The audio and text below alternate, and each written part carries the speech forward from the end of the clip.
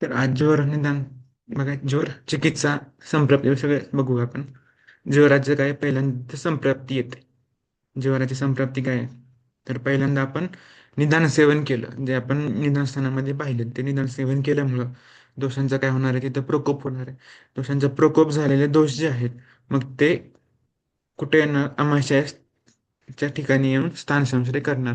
आमाशयाच्या ठिकाणी स्थान संश्रय असल्यास त्या आमाशयामध्ये काय असतं, जठराग्नी असतो. आणि प्लस आता हे वरून प्रकोपित दोष आलेत, म्हणून प्रकोपित दोष आणि जठराग्नी यांचा काय होणार आहे, तिथं संयोग होणार आहे किंवा मग समूर्छना होणार आहे, एकमेकांमध्ये मिसळणार आहेत ते. त्याच्यानंतर तिथं जो आद्यरस धातू असतो, त्या आद्यरस धातू सोबत हे सुद्धा मिसळणार आहे ते प्रकोपित दोष. त्याच्यामुळं मेनली काय होणार आहे तिथं, तर रसदुष्टी होणार आहे. ओके. रसदुष्टी झाली तर रसवह स्वेदवह रसांचा अवरोध होणार आहे. ओके. रसवह आणि स्वेदवह स्वतःचा अवरोध. नंतर अग्नीचा नाश होतो, म्हणजेच अग्निमांद्य होतं. आणि म्हणजेच पाचकाग्नी जो आहे आपल्या स्थानामधला, पाचकाग्नीचे स्थान आमाशय, तिथून कुठे जातो तो पाचकाग्नी, पाचकाग्नीचे आपल्या स्थानातून बहिर्गमन होतं, म्हणजे तो बाहेर जाणार. पाचकाग्नीच्या आपल्या स्थानातून काय होणार आहे, बहिर्गमन होणार आहे. आणि बहिर्गमन कुठं बाहेर जाणार आहे त्यांना, तर संपूर्ण शरीरात पसरतो तो. कुठं पसरतो, संपूर्ण शरीरामध्ये पसरतो. ओके. तर आणि संपूर्ण शरीरामध्ये पसरल्यामुळे आपल्याला मनसंताप, ज्वर, इकडे ज्वर दिसतो पूर्ण शरीरामध्ये आपल्याला. ओके. परत एकदा रिवाइज करू. निदान सेवन केलं, दोषांचा प्रकोप झाला, प्रकोपित दोष आमाशयामध्ये स्थान संश्रय करतात. आमाशयामध्ये स्थान संश्रय केल्यानंतर तिथे प्रकोपित दोष आणि आमाशयामधले असलेल्या जठराग्नी यांच्यामध्ये समूर्छना घडते.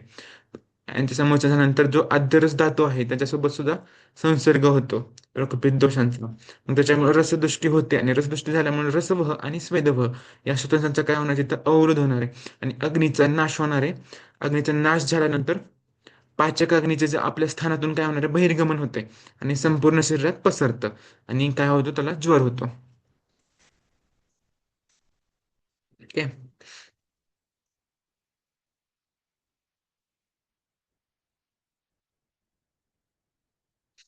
आता येतं चिकित्सा, जाऊ आपण आता. पहिले चिकित्सा सांगितलं संहितेमध्ये, तर नवज्वरात अपथ्य सांगितले. नवज्वरात अपथ्य म्हणजे काय काय पाळायचं नाहीये, अपथ्य आहे, टाळायचंय ते. तर नवज्वरामध्ये अपथ्य आहे दिवास्वाप, स्नान, अभ्यंग, मैथुन, क्रोध, प्रवात, सेवन, व्यायाम आणि कषाय. नवज्वरामध्ये काय काय सांगितले, दिवास्वाप म्हणजे दुपारी झोपणं टाळायचे.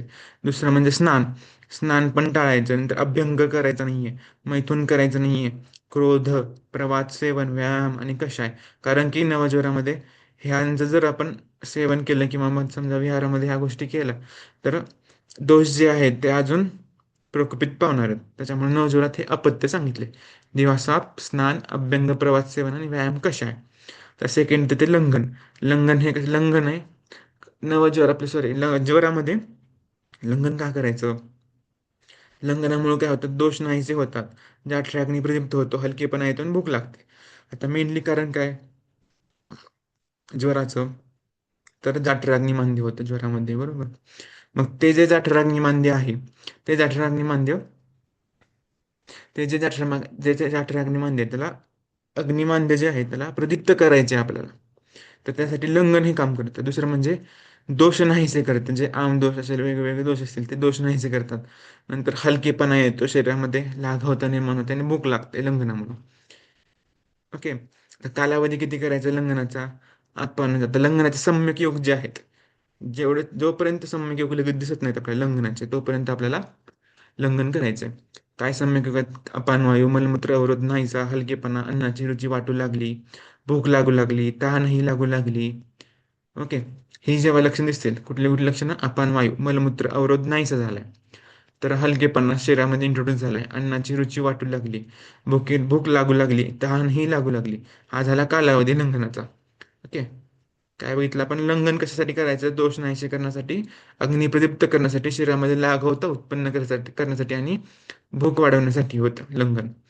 नेक्स्ट कालावधी किती होता, आपण वायू, मलमूत्र यांचा अवरोध दूर करायचा आपल्याला, हलकेपणा ते दूर नाही झाला, हलकेपणा वाटला शरीरामध्ये, अन्नाची रुची वाटू लागली किंवा भूक लागली किंवा तहानही लागू लागली, हा झाला कालावधी लंघनाचा. इतका कालावधी लंघन करायचं समजले. आता सांगितले खाली श्लोक आहे, लंघनम स्वेदनम कालो यवागो तिक्तको रसः पाचनानी विपक्वानाम दोषानाम तरुणीज्वरा. आता हा जो संप्राप्तीचा श्लोक आहे, हा जो आहे तो तरुण ज्वरामध्ये जे चिकित्सा आहे, तरुण ज्वराची चिकित्सा चा श्लोक आहे हा. लंघनम स्वेदनम कालो यवागु तिक्तकोरसः पाचनानि विपक्वानां दोषाणां तरुणीज्वरः. लंघन म्हणजे काय? अनशन म्हणजे उपवास करायला लावणे. स्वेदन म्हणजे स्वेद प्रवृत्ती होईल असे उपाययोजने. कारण स्वेद प्रवृत्ती होऊन काय होणार? स्वेद व स्वतःचा अवरोध आहे. तर स्वेद प्रवृत्ती झाल्यामुळे स्वेद व स्वतःचा अवरोध जाणार आहे. ओके. नंतर यवागु तिक्त कोरसह. यवागु हे तिक्त रसाने सिद्ध यवागु सेवन करायला सांगितले. हे सर्व उपाय तरुण ज्वरात आमदोषाचे पाचन करतात. म्हणजे आपण हे जे बघितलं, पहिलं कुठलं? लंघनम. लंघन म्हणजे काय? लंघनम स्वेदनम कालो, राईट. लंघनम स्वेदनम कालो. लंघन म्हणजे उपवास करायला लावणे. दुसरं म्हणजे स्वेदन म्हणजे स्वेद प्रवृत्ती होईल अशा व्यक्ती, त्याला स्वेद प्रवृत्ती होईल असे उपाययोजना करणे म्हणजे स्वेदन. बरोबर. नंतर यवागू. कसले यवागू वापरायचे? तिक्त सिद्ध यवागूंचा त्यांना प्रयोग करायचा आहे. मग हे जे प्रयोग केले, हे प्रयोग केल्यामध्ये तरुण ज्वरामध्ये आमदोषाचं अधिक्य असतं ते कमी होणार आहे, किंवा आमदोषाचं पाचन होणार आहे असं म्हणू. ओके. नंतर जलात, सॉरी, ज्वरातच जलाचा प्रयोग. ज्वरामध्ये जल कुठलं कुठलं वापरायचं, कुठल्या कुठल्या कंडिशनला. तर ज्वरात जलाचा प्रयोग मध्ये वात व कफ ज्वरामध्ये लहान लागल्यास, वात आणि कफ ज्वर आहे. ओके. वात आणि कफ ज्वर आहे त्याच्यामध्ये जर तहान लागली, वात आणि कफ ज्वर आहे त्याच्यामध्ये तहान लागल्यास कडकडतच पाणी द्यावे. म्हणजे जे उकळतं पाणी असतं ते पाणी द्यायचं वात कफ ज्वरामध्ये तहान लागल्यास. म्हणजे इतकं भाजलं इतकं द्यायचं नाहीये, कोशनं करून द्यायचं त्याला पाणी. वात आणि कफ ज्वरामध्ये, वात कफ ज्वर असेल त्याच्यामध्ये तहान लागल्यास कडकडत पाणी द्यायचं. नंतर मद्यपानजन्य व पित्तजन्य ज्वरामध्ये, जर मद्यपानजन्य ज्वर असेल आणि पित्तजन्य ज्वर असेल तर त्याच्यामध्ये तिक्त रसाची द्रव्ये टाकून केलेला क्वाथ द्यायचे. ओके. कळलं? तर ज्वरात जराचा प्रयोग सांगितला. ज्वरात जराचा प्रयोग काय? जर वात आणि कफत ज्वर असेल तर त्याच्यामध्ये आपल्याला कडकडतच पाणी द्यायचे. दुसरं म्हणजे पित्तज किंवा मद्यपानजन्य व पित्तजन्य ज्वर असेल, मद्यपानानं झालं असेल किंवा पित्तजन्य ज्वर असेल तर त्याच्यामध्ये आपल्याला तिक्तरसाची टाकून, म्हणजे तिक्तरसाचे द्रव्य टाकून केलेले जो क्वाथ असतो, तिक्तरसांच्या द्रव्यांचा क्वाथ द्यायचा आपल्याला मद्यपानजन्य किंवा पित्तजन्य ज्वरामध्ये. तर तिसरं येतं, आता पाचवं येतं षडंगपानीय सांगितलेलं आहे. षडंगपानीय म्हणजे काय माहिती आपल्याला? 6 घटक असतात त्याच्यामध्ये. मुस्ता परपटक उशिरा, श्लोक पण दिलेला आहे संहितेमध्ये. मुस्ता परपटक उशिरा चंदन उदिच्च नागरेही श्रुतशीतम जलम दद्यात पिपासा ज्वर शांते. मुस्ता, दुसरं परपटक, उशीर, चंदन, उदिच्च म्हणजे वाळा, आणि नागर म्हणजे सुंठ. राईट. नुसता परपटक, उशीर, चंदन, वाळा आणि सुंठ. हे प्रत्येकी किती घ्यायचे? 2 ग्राम घ्यायचे. अर्धा लिटर पाण्यात टाकावे, उकळून निम्म करायचं. 2 ग्राम घ्यायचे प्रत्येकी, अर्धा लिटर पाण्यामध्ये टाकायचे आणि उकळून काय करायचं? निम्म करायचं, अर्ध करायचं. तर गाळून थंड करायचं त्याला आणि पिपासा, आणि हे द्यायचं प्यायला. मग त्याच्यामुळे काय सांगितलं? षडंग पाण्याचं महत्व काय? तर ज्वर पिपासा शांत आहे, म्हणजे ज्वराला पण शांत करते, आणि पिपासा म्हणजे जे ज्वरामध्ये लक्षण आहे, तृष्णा हे लक्षण असतं पित्त ज्वरामध्ये वगैरे, तर ते पिपासा लक्षण सुद्धा कमी करण्याचं काम षडंग पाणी करतं. ओके. पहिलं काय? षडंग पाणी बघितलं. मुस्ताह परपटक उशिरा चंदन उदिच्च नागरी ही. ओके. श्रुत शीतम जलम नद्यात पिपासा जरूर सांगते. श्रुत म्हणजे क्वाथ द्यायचं ह्यांना. ओके. हे 6 घटक 2-2 ग्राम घ्यायचे, अर्धा लिटर पाण्यामध्ये उकळायचे, निम्म करायचं, थंड करायचं आणि प्यायला द्यायचे. ज्यामुळे ज्वर आणि पिपासा म्हणजे तृष्णा शांत होण्यासाठी कामात येतं ते. त्याने केलं तर ज्वरामध्ये वमन. तर ज्वरामध्ये वमन कधी करायचं? ज्वरामध्ये वमन कधी करायचं? जर कफाचे प्राधान्य असेल, मळमळ, उलटी ही लक्षणे दिसू लागली, किंवा ज्वरजनक दोष जे आहेत ते आमाशयात असतील. काय काय कंडिशन ज्वरामध्ये वमन करायच्या? कफाचे प्राधान्य असेल, कफ दोषाचे प्राधान्य आहे कुठं? ज्वरामध्ये. ज्वरामध्ये वमन म्हणजे कफ दोषाचे प्राधान्य असेल ज्वरात, मळमळ व उलटी होईल असे वाटतं. कफ दोषाचे प्राधान्य आहे, मळमळ आणि उलटी होईल असं वाटतं, आणि ज्वर दोष आमाशयात असतील, तर हे जे आहेत ते ज्वरामध्ये वमन करण्याच्या कंडिशन आहे. ह्याच्यामध्ये वमन योग्य आहे ते, आणि त्याच्यामध्ये वमन करवायचे. काय काय कंडिशन? कफदोषाचे प्राबल्य, वमळ, उलटी असले दिसतं त्याला, जनक ज्वरजनक दोष आमाशयात असल्यास वमन योग्य आहेत आणि वमन करवायला लावायचे ज्वरामध्ये. आता तिथे तरुण ज्वरात वमन निषेध. तरुण ज्वरात वमन निषेधमध्ये काय दोष आमाशयात नसतील, वमनाची भावना नसेल, अशा व्यक्तीस वमन करविल्याने हृदयरोग, श्वासरोग, अनाह, मूर्छा हे रोग होतात. म्हणजे जर आता आपण तरुण ज्वर आहे, तर वमन तर करायला सांगितले सामान्य ज्वरामध्ये, परंतु तरुण ज्वर आहे, तर तरुण ज्वरात आमाशयात दोष नसतील आणि मळमळ वगैरे असं काहीच गोष्टी नसतील तिथं, तर त्यावेळेस आपण तरुण ज्वरामध्ये जर वमन करवलं, तर तिथं काय होणार, अशा व्यक्तीस काय होणार आहे, वमन करविल्यानं कुठले कुठले रोग होतात, हृदयरोग, श्वासरोग, अनाह, मूर्छा हे रोग होतात. कारण की तिथं वाताचा प्रकोप होणार आहे. इथं कंडिशनच नाहीये ना, पण इथं वमन देतोय, तर हे रोग उद्भवू शकतात, हृदय श्वासरोग, तर अनाह मूर्छा हे रोग होतात. ओके. तरुण ज्वरात वमन निषेध सांगितलं. ओके. आपण एकदा जाऊच वरील खाली वापस. आता हे बघू, यवागू प्रयोग सांगितलाय, लंघनम स्वेदनम, लग्नम संवेदन कालो यवागू तिक्त करोसा, हा यवागू प्रयोग सांगितले. कसले यवागू तिक्त रस सिद्धी यवागू वापरायचे. सेवन काल काय आहे यवागूचा, तर ज्वराचे जे वेद आहे, वेग आहेत, ज्वराचे वेग ते मंद होईपर्यंत यवागूचे सेवन करायला सांगितले. आणि 6 दिवस असा काळ सांगितला, यवागू सेवन 6 दिवस काळ, किंवा ज्वराचे वेग मंद होईपर्यंत किंवा 6 दिवस काळ असं म्हणू शकतो आपण. तर यवागू सेवन फल काय, यवागू सेवन केल्यामुळे आपल्याला काय होतं की अग्नी प्रदीप्त होतो. काय म्हणलं आपण, अग्नी जो आहे, अग्नी प्रदीप्त करण्याचं काम कोण करतो, हे वाघू करतो, बरोबर.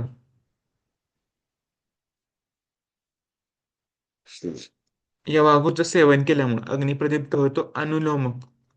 अग्नी प्रदीप्त का बरं, तर लघुगुणामुळे अग्नी प्रदीप्त होतो.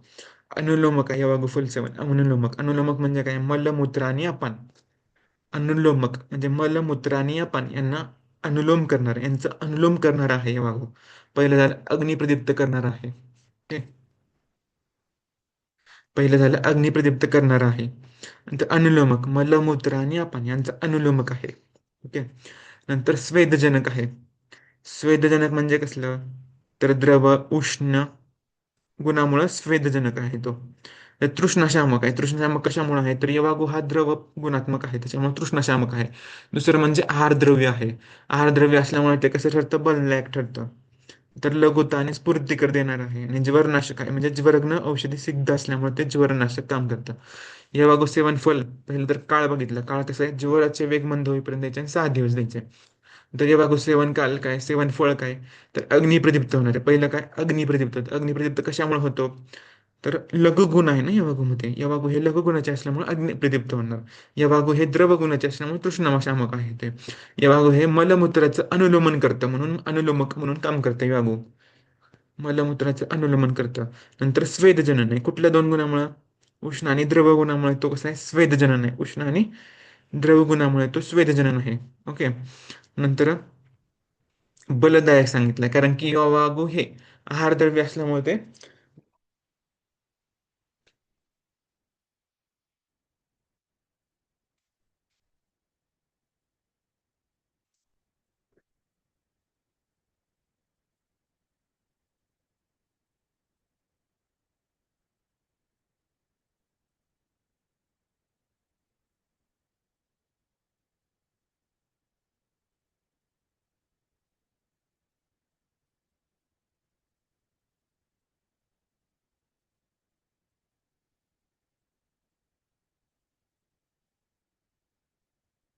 ओके, कुठपर्यंत आलतो आपण इथं, हा, अग्निप्रदीप्त होतो, अनुलोमक, स्वेदजनक, तृष्णाशामक, बलदायक वगैरे आहे. आता यवागूचा निषेध कोणामध्ये सांगितलाय, जे मदात्य रोग असतील किंवा ग्रीष्म ऋतूत झालेल्या ज्वरात पित्त व कफदोष अधिक असतील, रक्तपित्त विरुद्ध ऊर्ध्व व गामी असेल. ओके. आता यवागू सेवन तर सांगितलं, आणि यवागूचा निषेध कशात सांगितलंय, तर मदत्य रोगामध्ये सांगितले. मदत्य रोग असेल, ग्रीष्म ऋतूमध्ये झालेल्या ज्वरात पित्त आणि कफ हे दोषांचे प्राबल्य असेल. मदत मदत्य रोगामध्ये, तर ग्रीष्म ऋतूत झालेल्या ज्वरात पित्त व कफदोष अधिक असतील, रक्तपित्त वेग जे आहे तो ऊर्ध्वगामी असेल, अशामध्ये काय सांगितले, यवागूचं निषेध सांगितलेला आहे. ओके. नंतर तो तर्पणाचा प्रयोग. तर्पणाचा प्रयोग कशात करायचा आहे, वरील परिस्थितीत भाताच्या लाह्यांचा सत्तूमध्ये ज्वरनाशक म्हणजे, आता आपण हे करायचं काय म्हणतो, आपण यवागू दिलं, पण यवागू कोणासाठी नाही द्यायचं, निषेध सांगितलंय, मदत्य रोग असेल ग्रीष्म ऋतूमध्ये पित्तज किंवा कफ ज्वर झाला असेल किंवा रक्तपित्त जे आहे ते ऊर्ध्वगामी असेल, याच्यामध्ये आपल्याला यवागूचं निषेध सांगितलंय. आता इथं यवागू द्यायचे नाहीयेत. तर मग ह्याच्यामध्ये ते रोगामध्ये किंवा मग ग्रीष्म ऋतूमध्ये झालेल्या ज्वरात पित्त व कफ दोष अधिक असतील असे जे रुग्ण आहेत किंवा रक्तपित्त ऊर्ध्वगामी असलेले रुग्ण आहेत, त्यांना आपण काय द्यायचं तर तर्पण करायचं. त्यांचं तर्पण कसं करायचं तर भाताच्या लाह्या, प्रयोग सांगितलंय. काय सांगितलं? भाताच्या लाह्या सत्तूमध्ये ज्वरनाशक फळांचा रस, घृत आणि साखर मिसळून प्यावयास द्यावा. म्हणजे भाताच्या लाह्या घ्यायच्या, त्याच्या सत्तूमध्ये ज्वरनाशक फळांचा रस, जे ज्वरनाशक फळ आहे त्यांचा रस जो आहे तो घृत आणि साखर मिसळून प्यायला द्यायचा आहे. काय काय म्हणलं? भाताच्या लाह्या सत्तूमध्ये ज्वरनाशक फळांचा रस, घृत आणि साखर मिसळून प्यायला द्यायचा आहे. हा झाला दर्पणाचा प्रयोग. म्हणजे ज्याला आपण येवागू देऊ शकत नाही त्यांना आपण ही ट्रीटमेंट करायची आहे. तर दंतधावनाचा प्रयोग सांगितला. दंतधावना प्रयोग काय? तर जेवण करण्यापूर्वी करावे. म्हणजे जे दंतधावन आहे ते जेवण करण्यापूर्वी करायचं. त्याच्यामुळे काय होतं, ज्वरामधले जे अरुची लक्षण असेल, ओके, अरुची लक्षण म्हणजे खाण्याची इच्छा न होणे, ते लक्षण जे आहे ते दंतधावनानं दूर होतं. दुसरं म्हणजे रोगाच्या तोंडाच्या चवीच्या विरुद्ध चवीच्या काष्ण दंत करावे. म्हणजे रोगाच्या तोंडाची चव, तर आता समजा पित्तिक ज्वर आहे तर कडवट चव येते तोंडामध्ये, तर कडवट तोंडाच्या विरुद्ध जी चव आहे, गोड असेल, आंबट असेल, ही चव आपण ह्या जवळच्या ज्या काष्ट असतात म्हणजेच काड्या असतात त्या ह्यानं आपल्याला काय करायचं, दंतधावन करायचे. ओके. म्हणजे दंतधावनाच्या प्रयोगाचं प्रयोजन काय तर जेवणापूर्वी करायचे, कारण की अरुची नष्ट होते. रोगाच्या तोंडाच्या चव जी असेल त्याच्या विरुद्ध काष्ट वापरायची दंतधावनासाठी. ओके. तेच सांगितलं खाली पण लाभामध्ये. तर ज्वरातील कषाय प्रयोग. तर कषाय प्रयोग म्हणजे काय? हा जो कषाय आहे, कषाय म्हणजे क्वाथ नाहीये इथे. ओके. सॉरी, कषाय म्हणजे इथं रस नाहीये, क्वाथ आहे. कषाय प्रयोग म्हणजे क्वाथाचा प्रयोग करायचा आहे, परंतु ज्वरामध्ये कषाय रसाचा प्रयोग करायचा नाही. कषाय रसाचा प्रयोग केले तर जे दोष आहेत ते स्थिर राहतात आणि अजून तो जो आहे तो विषम ज्वर किंवा जीर्ण ज्वराकडे संप्राप्त जाऊ शकते. तर ज्वरातील कषाय प्रयोग काय? ज्वराचा एक दिवस, पहिला दिवस, नंतर 6 दिवस याच्यामध्ये पेय द्यायची. ज्वराचा पहिल्या दिवसापासून 6 दिवस, 6वा दिवस काय द्यायचं? पेय. तर 6 ते 7 दिवस, 6वा दिवस, 7वा दिवस लघु आहार द्यायचा. काय द्यायचं? 6व्या आणि 7व्या दिवशी लघु आहार. पहिल्या दिवशी पेय द्यायची, 7व्या दिवशी लघु आहार द्यायचा आणि 8व्या दिवशी कषाय प्रयोग करायचा आहे. 1 ते 6 दिवसामध्ये पेय द्यायचे आहे, तर 7व्या दिवशी लघु आहार द्यायचा आहे. ज्वरातील कषाय प्रयोग ज्वराचा एक दिवस पेय, 1 ते 6 दिवस पेय, 7व्या दिवशी लघु आहार आणि 8व्या दिवशी कषाय प्रयोग करायचा आहे. पेय, लघु आहार आणि कषाय प्रयोग. ओके. आणि कषाय प्रयोग केल्यामुळे काय होतं, आमदोषाच्या पाचनासाठी पाचक द्रव्याने सिद्ध कषाय द्यायचा. म्हणजे आपल्याला मेनली तिथं काय करायचं, आमदोषाचं पाचन करायचं, तर पाचन शुद्ध द्रव्यांनी कषाय द्यायचा त्यांना. ओके. पाचनम शमनीयम वा कषायाद पायेत भिषक ज्वरितम षडहे अतिते लघु अन्नम प्रतिभोजितम. पाचनम शमनीयम वा कषायम पायेत भिषक ज्वरितम षडहि अतिते लघु अन्नम प्रतिभेषजम भोजितम. ओके. जोरात कशा आहे बरोबर, जोरात कशा आहे, जोराचा पहिला दिवस ते 6 दिवस पेया, 6 ते 7, आणि नंतर 7व्या दिवशी आहार कसला द्यायचा? लघु आहार द्यायचा आणि 8व्या दिवशी कशा प्रयोग करायचे, कारण की आमदोषाच्या पाचनासाठी पाचक द्रव्याने सिद्ध कषाय द्यावा. ओके.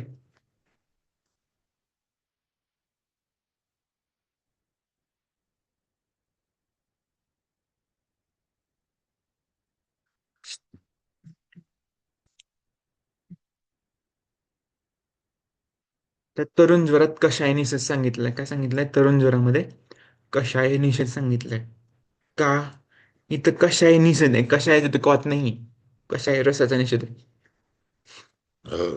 झालं. तरुण ज्वरामध्ये कषाय म्हणजे कषाय रसाचा निषेध आहे, कषाय म्हणजे क्वाथाचा निषेध नाहीये.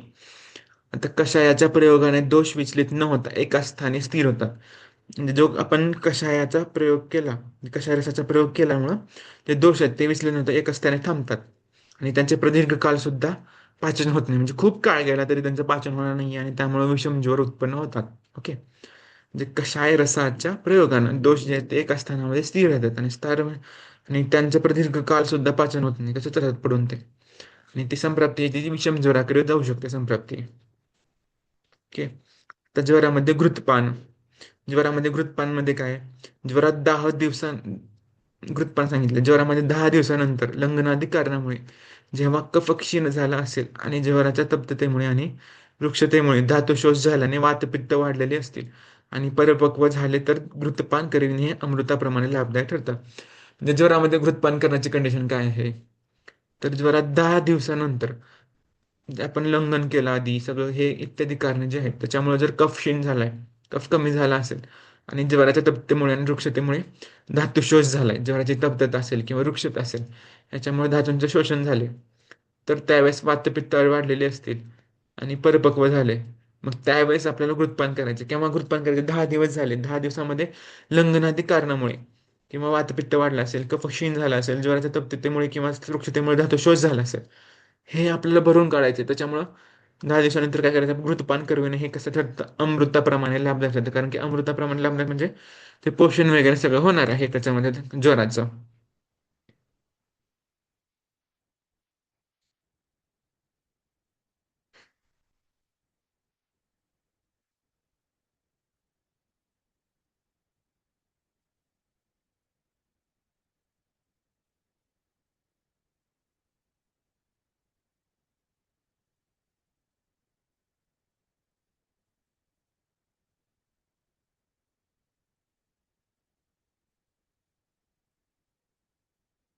हे ज्वरामध्ये घृतपान सांगितलंय.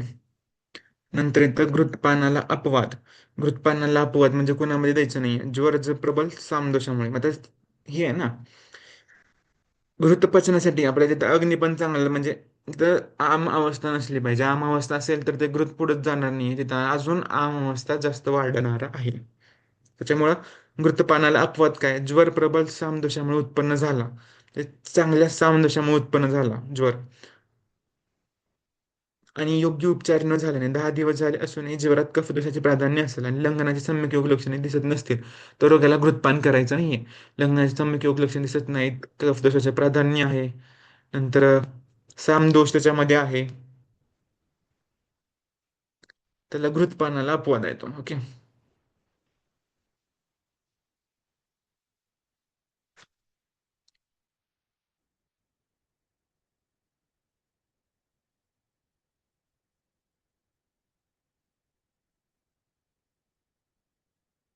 ओके. नंतर घृतपानाला अपवाद कळालं.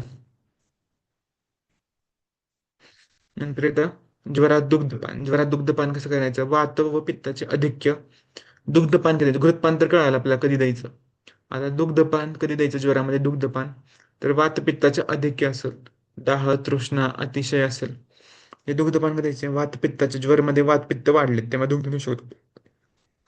तर ज्वर निराम झाला असेल, ज्वरामध्ये वातपित्ताचे अधिक्य आहे, ज्वर निराम झाला असेल तर त्याच्या किंवा ज्वर निराम झाला असेल आणि ज्वर दोष विबंध असेल तर त्यावेळेस काय करायचे? गोदुग्ध ते सेवन करायला द्यायचे. म्हणजे ज्वरात दुग्धपान कधी आहे? एकतर वातपित्त अधिक्य असेल त्यामुळे दाह तृष्णा अतिशय ही लक्षणे जी आहेत ते अतिशय काय आपल्याला दिसत असतील किंवा ज्वर निराम झाला असेल किंवा उत्तर ज्वर दोष संबंध दोष विबंध असेल तर त्याच्यामध्ये आपल्याला गोदुग्ध सेवन करायचे.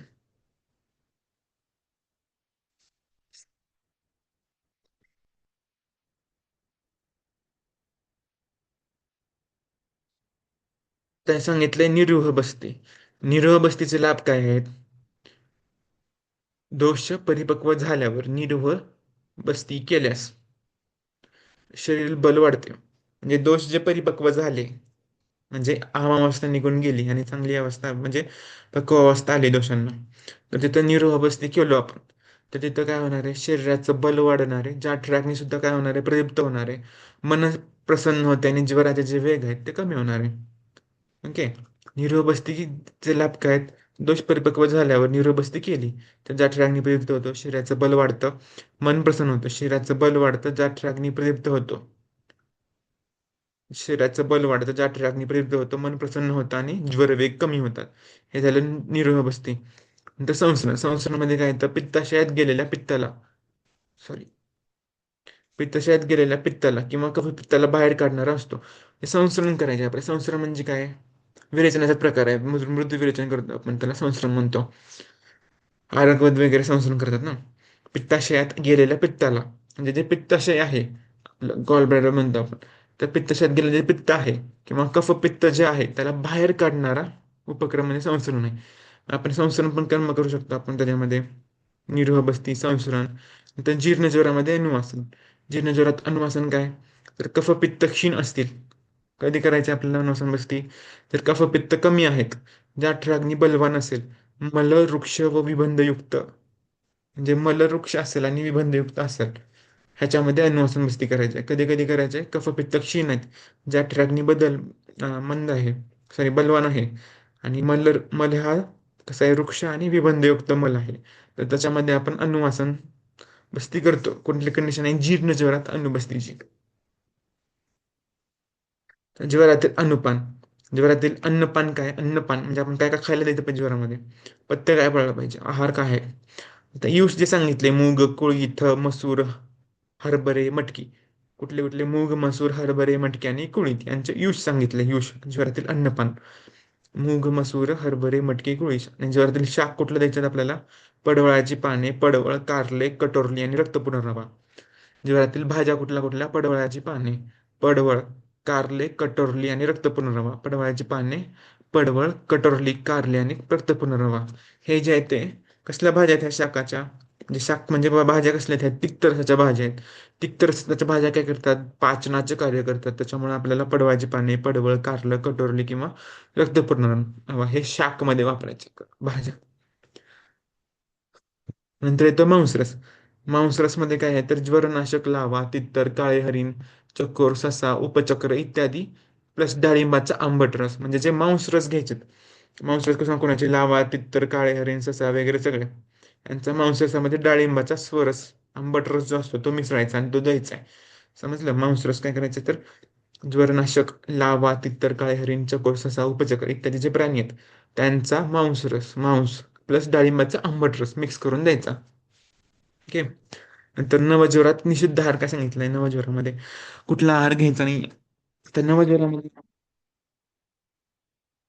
असं असं म्हणू शकतो आपण नवज्वरामध्ये.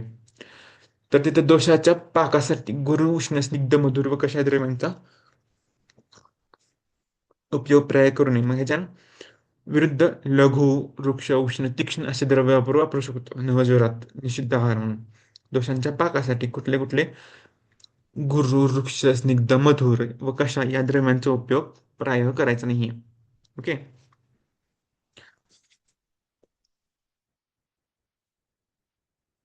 तर ज्वरनाशक पाच कषाय कुठले, तर नागर, मोथा, परपटक, सुंठ, परपटक. ज्वरनाशक पाच कषाय कुठले कुठले आहेत, नागर, मोठा, परपटक, सुंठ, परपटक, परपटक, धमासा, नागरमोथा, परपटक, सुंठ, परपटक, परपटक, धमासा, चिराईत, नागरमोथा, गुळवेल आणि सुंठ, आणि खाली पाठा, वाळा आणि काळा वाळा. ओके. हे ज्वरनाचे पाच कसे आहेत, जेवढं राहील तेवढं राहील लक्षात. नागरमोथा, आता हे तर लावू शकतो की, नागरमोथा, परपटक, सुंठ, परपटक, परपटक, धमासा, नागरमोथा, परपटक, सुंठ, परपटक, परपटक, धमासा. एवढं तर लक्षात ठेवू शकतो ज्वरनाशक कसे आहे. तर विषम ज्वरनाशक कशा आहे, आता हे श्लोक दिलाय ते, कलिंग कहा, पटोले सुभद्रम, कटुका, रोहिणी, पाठा, सारी वगैरे सगळा तो श्लोक आहे तो बघायचा. आता संतत ज्वरामध्ये काय सांगितलंय, संतत ज्वर म्हणजे काय, सतत ज्वर असलेला. इंद्रिय व पडवळाची पाने, कुटकी, क्वात. कुठलं कुठलं, इंद्रिय व पडवळाची पाने आणि कुटकी क्वात सांगितलं संतत ज्वरामध्ये, इंद्रिय व पडवळाची पाने आणि कुटकी क्वात. नंतर सतत ज्वरामध्ये काय सांगितलं, सतत ज्वरामध्ये पडवळाची पाने, सारिवा, नागरमुथा, पाठा, कुटकी. सतत ज्वरामध्ये काय सांगितले, पडवळ पाने, सारिवा, नागरमोथा, पाठा, कुटकी सतत ज्वरामध्ये. तर अन्य दुष्कमध्ये निंब, तोकर, पडवळ, आवळा, हेरडा, बेहडा, मनुका, नागरमोथा आणि इंद्रजीव. हा विषम ज्वरनाशक जो श्लोक आहे, कलिंग कहा, पटोले सुभद्रम, पाठा, कुटका, रोहिणीवाला, तो जर पाठ केला तर हा येऊन जाईल सगळं खालचं. मस्त जो आहे, कारण की विषम ज्वरावरती चिकित्सा असा क्वेश्चन येतो आपल्याला. नंतर तृतीयक, तृतीयक मध्ये काडीची राईत, गुळवेल, रक्तचंदन व सुंठ. तर चतुर्थ, चतुर्थक मध्ये काय, गुळवेल, आवळा, नागरमोथा. चतुर्थक मध्ये काय येतं, गुळवेल, आवळा आणि नागरमोथा. तर घृतप्रयोग करायचा, कुठले कुठले घृतप्रयोग, पिपल्यादिघृत, वासादिघृत आणि बल्यादिघृत. पिपल्यादिघृत, वासादिघृत आणि बलादिघृत. कुठले कुठले ज्वरामध्ये आपण घृत करू शकतो, पिपल्यादी, वासादी, बलादी, पिपल्यादी, वासादी आणि बलादी. आणि नंतर पंचमूळ सिद्ध दुग्ध वापरू शकतो. पंचमूळ म्हणजे कुठले ते शालिपर्णी, कृष्णपर्णी, बृहतकारी, सॉरी बृहतिकंठकारी गोक्षूर. ते बृहत पंचमूळ शालिपर्णी, कृष्णपर्णी, बृहतिकंठकारी गोक्षूर. लघु पंचमूळ ह्यांचा जो यांनी सिद्ध दुग्ध आपण वापरू शकतो. जीर्ण, ज्वर, श्वास, कास, शिरशूल, पार्श्वशूलावर उपयुक्त आहे. घृत कुठले कुठले म्हणलं आपण? बलाधिकृत, पिपलाधिकृत, बलाधिकृत आणि वासाधिकृत. पिपलाधिकृत, वासाधिकृत आणि बलाधिकृत हे झाले घृतप्रयोग. नंतर पंचमूळ सिद्ध दुग्ध. पंचमूळ सिद्ध दुग्ध म्हणजे काय ते? शालिपर्णी, कृष्णपर्णी, बृहतिकंठकारी औषध यांचा दुग्ध सिद्ध करायचं आणि द्यायचं आहे. तर सांगितलं चंदनाद्य तेल पण सांगितलेलं आहे. ओके. शेवट येतं धातुगत ज्वर चिकित्सा सूत्र. धातुगत ज्वर चिकित्सा सूत्रामध्ये काय? जर रस धातुगत ज्वर असेल तर वमन उपवास करायला सांगितलं. रस धातुगत असेल तर वमन उपवास. रक्तधातुक असेल तर परिसेचन, प्रलेप, संशमन औषधे देतात. रक्तधातुकत वमन उपवास. रक्तधातुकत असेल तर परिसेचन, प्रलेप, संशमन औषधी. रक्तधातुकत असेल तर परिसेचन, प्रलेप, संशमन औषधी. नंतर मांस व मेदो आश्रित असेल तर उपवासाने विरेचन करायचे. मांस आणि मेदो आश्रित असेल, धातुगत ज्वर मांस आणि मेदो आश्रित असेल तर उपवासाने विरेचन करायचे. आणि अस्थि आणि मज्जागत असेल तर निरीह बस्ती व अनुवासन बस्तीचा प्रयोग करायचा. अस्थि आणि मज्जागत असेल तर निरीह बस्ती, अनुवासन बस्ती यांचा प्रयोग करायचा. ओके. एकदा पटपट रिवाइज करून बाहेर बसून पॉईंट्स बघून घेऊ. पहिले तर ज्वराची संप्राप्ती घेतली. निदान सेवन केल्याने दोष प्रकोप झाले. आमाशय स्थान संश्रय करतात. प्रकोपित दोष जे आहेत ते जठराग्नीमध्ये संमोचन करतात. दोषांचा आद्य रस धातू संसर्ग, रसदुष्टी, रसवस्वे दोष तसेच अवरोध, अग्निनाश, पाचकाग्नीचे आपल्या स्थानातून बहिर्गमन, संपूर्ण शरीरात ज्वर पसरतो. सॉरी, संपूर्ण शरीरात जो रस आहे तो पसरतो आणि ज्वर होतो. चिकित्सा काय सांगितलं? न ज्वरात अपत्य. पहिला पॉईंट आहे न ज्वरामध्ये अपत्य. त्यामध्ये दिवस, अपस्नान, अभ्यंग, मैथून, क्रोध, प्रवात, सेवन, व्यायाम, कषाय हे अपत्य सांगितलं. कषाय रसाचं सेवन. ओके. लंघन. पहिले ते काही श्लोक लिहू शकतो आपण. लंघनम स्वेदनं कालो यवागोतिक्तकरसः पाचन आणि निपक्वानम दोषानम तरुणी ज्वर. मग त्याच्यानंतर लंघन एक्सप्लेन करायचं. लंघनामुळे दोष नाही सतत अग्नी प्रदीप्त होतो, हलकेपणा येतो, भूक लागते. कालावधी काय? अपान वायू, मलमूत्र यांचा अवरोध नाहीसा होणे, हलकेपणा येणे, अन्नाची रुची वाटू लागणे, भूक लागू लागणे, तहान लागू लागणे ही काय झाली? लंघन सम्यकाचे लक्षण झाले. सम्यक लंघन लक्षण झाली. इतक्या काळापर्यंत आपलं लंघन करायचे. दुसरं येतं ते स्वेदन. स्वेदन म्हणजे काय म्हणलं आपण? स्वेद प्रवृत्ती होईल असा उपाययोजना करायच्या. एवढं लिहिलं तर बास होतं त्याच्यामध्ये.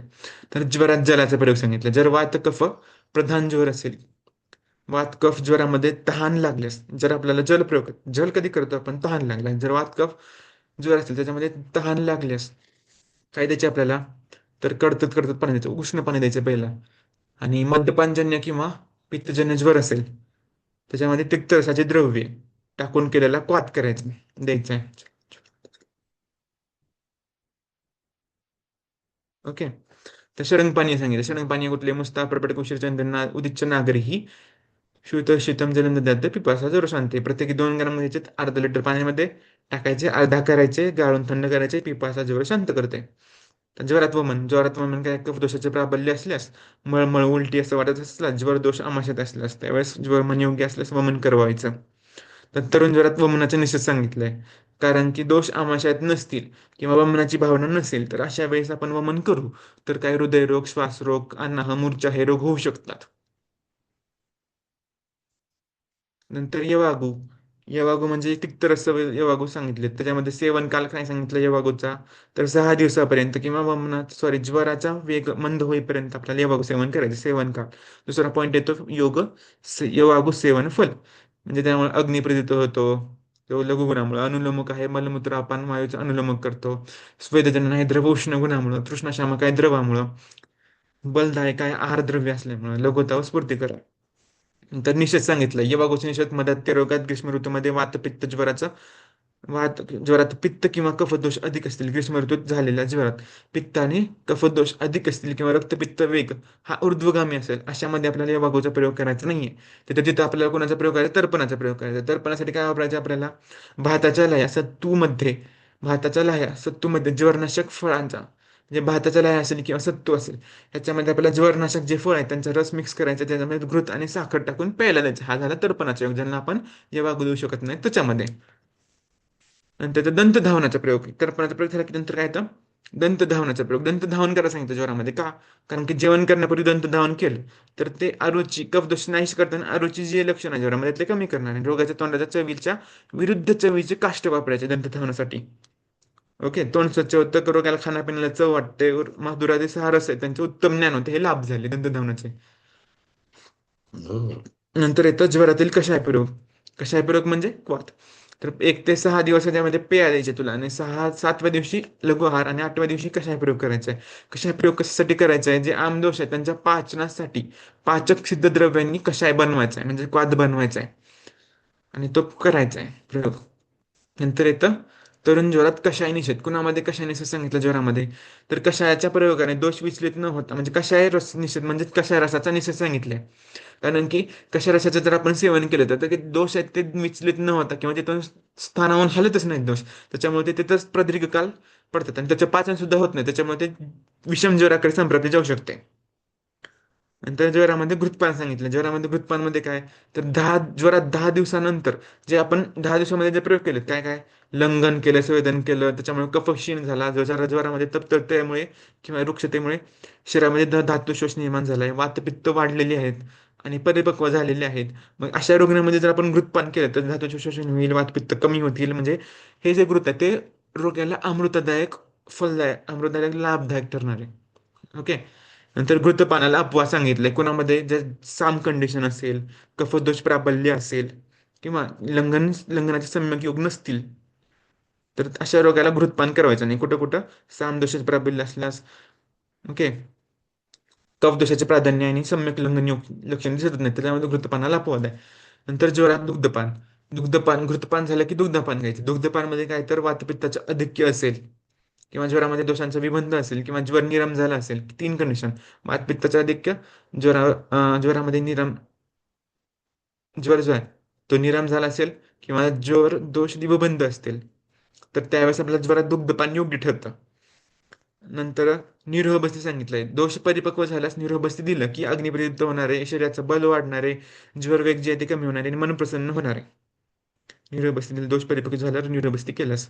नंतर संसरण कर्म. संसरण म्हणजे मृदुविरेचन. जे आपल्याला शरीरामध्ये किंवा पित्ताशयामध्ये जे वाढलेले पित्त आहे, जे कफ पित्त आहे, ह्याला बाहेर काढणं म्हणजे हे संसरण कर्म करतं. तर जीर्ण ज्वरात अनुवासन सांगितलंय.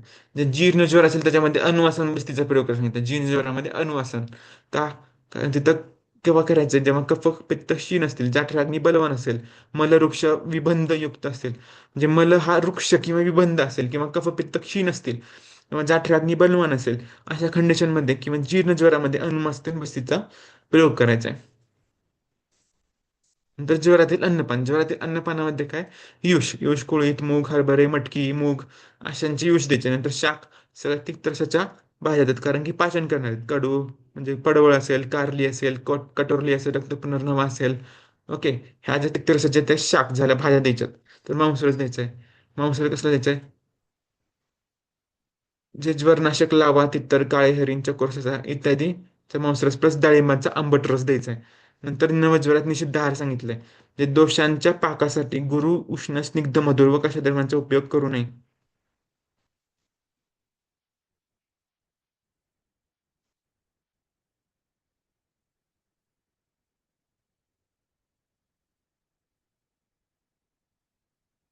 म्हणजे नवज्वरामध्ये काय निषिद्ध सांगितलंय ते सांगायचं. की गुरु, अभिषंधी, उष्ण, स्निग्ध, मधुर कशा द्रव्यांचा आहार द्यायचा नाहीये. तर ज्वरनाशक 5 योग आहेत. कुठले कुठले? नागरमोथा परपटक, सुंठ परपटक, परपटक धमासा. नागरमोथा परपटक, सुंठ परपटक, परपटक धमासा हे ज्वरनाशक 5 कषाय. नंतर आता विषम ज्वरनाशक कशा आहे? तो कलिंग, काळपटोलाचं वगैरे सगळं सांगायचं. ओके, हे काय वाचत नाही. घृतप्रयोग कुठले कुठले घृत आहेत? बल्ल्यादी घृत आहे, वासादी घृत आहे आणि पिपल्यादी घृत. बल्ल्यादी घृत, वासादी घृत आणि पिपल्यादी घृत. तर दुग्ध कसलं द्यायचं? पंचमूळ सिद्ध दुग्ध, शालिपर्णी, पृश्निपर्णी, बृहती, कंटकारी, ओक्षु यांनी सिद्ध केलेलं जे दूध असतं ते द्यायचं. त्यामुळे जीर्णज्वर, श्वासका, शिरशूल, पार्श्वशूल हे नष्ट होतात. तर चंदनात तेल द्यायचं.